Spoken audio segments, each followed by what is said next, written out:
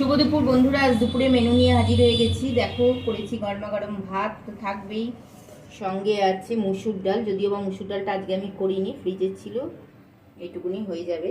করে নিয়েছি তেতো চচ্চড়ি, আলু উচ্ছে পেঁয়াজ দিয়ে তরকারি।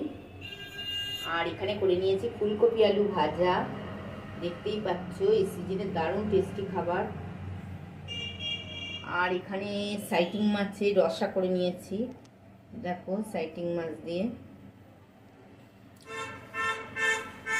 আর আম তো থাকবেই, আর গন্ধরাজ লেবু আছে। এই আমটা কিন্তু আজকে গাছ পাকা আম।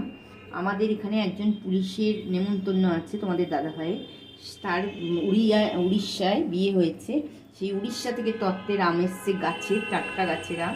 সেই আম আজকে আমি কেটেছি। চলো তাহলে, কেমন হয়েছে অবশ্যই লাইক শেয়ার কমেন্টস করবে।